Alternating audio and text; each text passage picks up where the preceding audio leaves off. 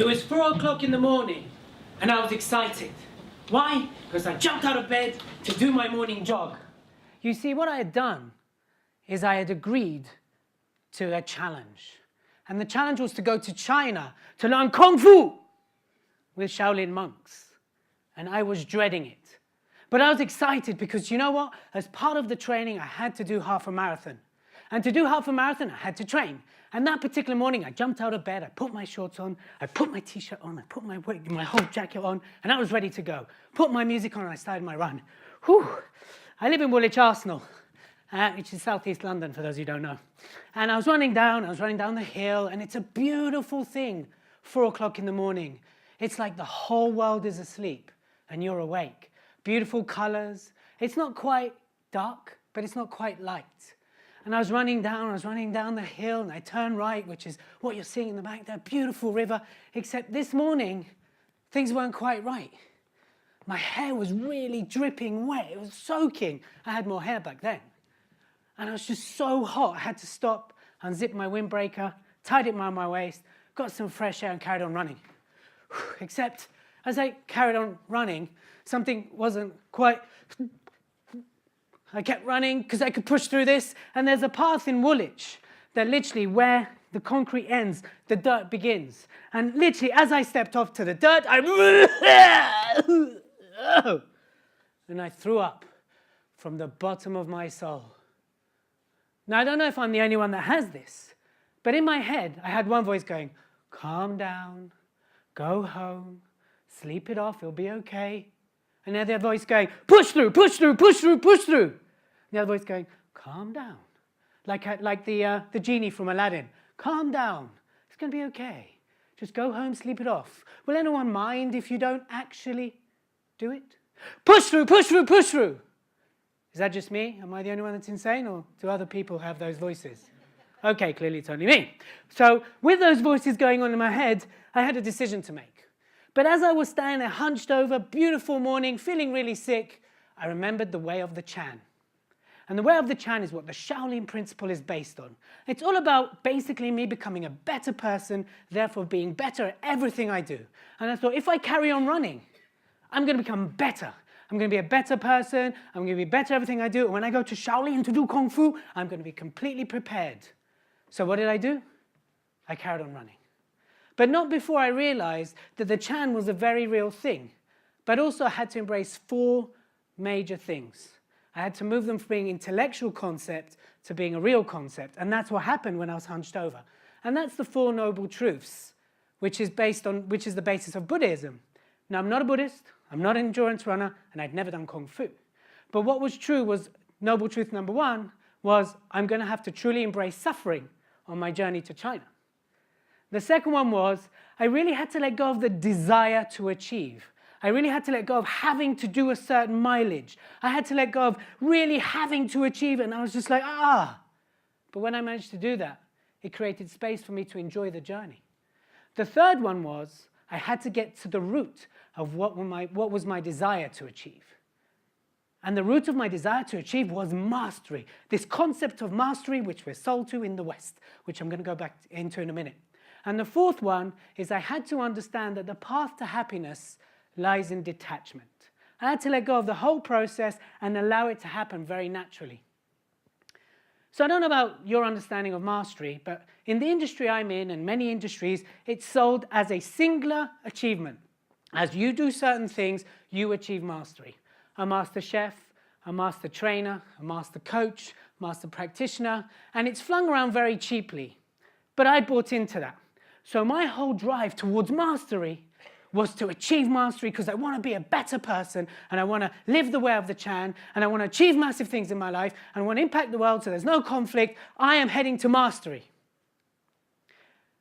And when I actually started to get closer and closer to going to China, it actually put me into a real state of fear and anxiety, because this whole pressure of needing to be masterful, this whole way that the Western way, or especially in the UK, sells it as it's an achievable thing. Of course it is, but it's an achievement which you enroll into and you become a master. Become a master in business. And I was just like, okay, that's what I want. That's what I want. I want to be a better person. I want to be a master. So I made it to China. I qualified. It was great. And we started the training. So that's us learning the iron hand. Anyone done Kung Fu? It's when you slap your hand on a sack many times, and it hurts. So suffering was very real. And did the other side, and you do it for ages. And day after day, we put our bodies through grueling physical, mental activities. It's true, I was definitely on the path to suffer. This is a picture of doing hard Qigong. And we are kicking our shins against each other 100 times, all in the name of Kung Fu. But that's part of the process. I was embracing that, I was kicking, and that's a very beautiful picture of me in pain. Clearly, crying by the end of it. And the woman taking the picture, loved it, smiling. Ha ha ha, do it again. No, thank you. So we left that all bruised. Every single day, pushing our bodies. And in my mind, this was the way to mastery. This is the way for me to achieve greatness. Except, I met a real master. I met this Shifu. Shifu means master. And when I came into his presence and he started training us, I learned that mastery is much greater than the concept I was sold to. Here's a guy who was so peaceful, yet in a second he was this force. He was the guy that was being mastery. He wasn't declaring it. He wasn't saying, do my Kung Fu, you will be a master. He was simply being masterful. He was leading by his actions. He was creating impact on all of us by simply doing and being true and authentic to his beliefs and who he was. Don't be mistaken. This guy is a walking weapon. He's a master in 7 different martial arts, in meditation, in nutrition, in your internal organs, in so many different things. Yet he never declared it. It wasn't for sale. It wasn't about, hey, do my course. I will make you master. He wasn't like Mr. Miyagi from Karate Kid. It's true essence of mastery. And it really played with my mind. Because I wanted this push, this drive, that push through. That voice kept coming, push through. And every time we sat down and the Shifu was like, what do you want to do? And someone would say, rest. I'd be like, no, we can't rest. I didn't come to China to rest. I didn't train for a year to come to Shaolin to rest. No resting. Let's push through. That voice. Push through. Because here's what I'd bought into. A singular directional understanding of mastery. Yet he was someone that was showing me a completely different side to mastery.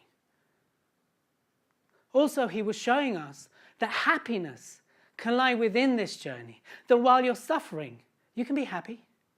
That it's not a destination that you strive to, that it's something you input into the journey. And I was completely blown away by him. I'd never met someone like our Shifu. He simply was and lived mastery. And after a particular session, he sat us all down and he said to me, or to us, what do you guys want to do? What is it you want to do? Everybody went quiet and gradually the voices came forwards. Oh, we'd really like to rest. We'd love to rest. My head went off. Rest? I didn't come to China to rest. I'm not here to rest. Push through. So I put my hand up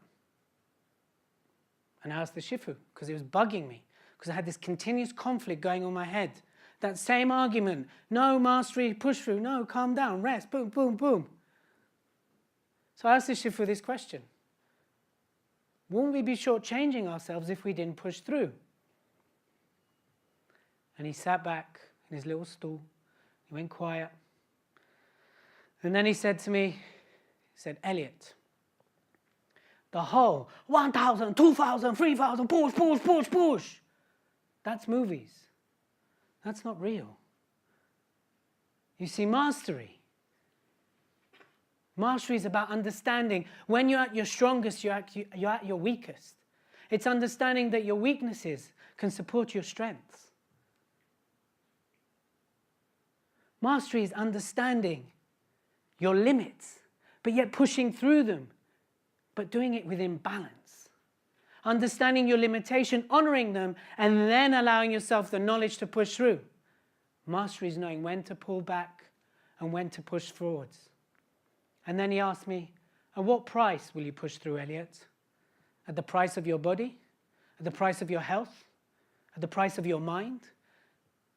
At what price would you push through? He said, in the West, there's the go, go, go, ta, ta, ta, ta, ta, it's all fast, fast, fast, fast, fast. Get, achieve, achieve, achieve, achieve. And at what price do people achieve? At the price of their relationships? At the price of money, time, health, stress? That's not the journey. That's not mastery. That's one-directional. That's not a way of life. And that's when it shifted in my head. That's when it shifted in my being, in my essence, in who I am, in who I'm choosing to be, in who I'm choosing to show up. And then he said this to us. He said, in order to slow down, one must understand. And the key word is understand. If one must, in order to have speed, one must understand how to slow down. And the key was understand. He says, many people say slow down, but knowing how to slow down. That's the path to mastery and balance. So I've been back a few months now in the UK, and I wear this outfit, not because I'm a master in Kung Fu, far from it, but because of what it represents to me. And now, when I'm in the UK, and someone offers me to attend a course in mastery, to do something that will make me a master, my response is,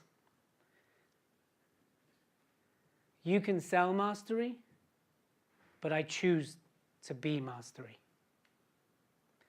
Thank you.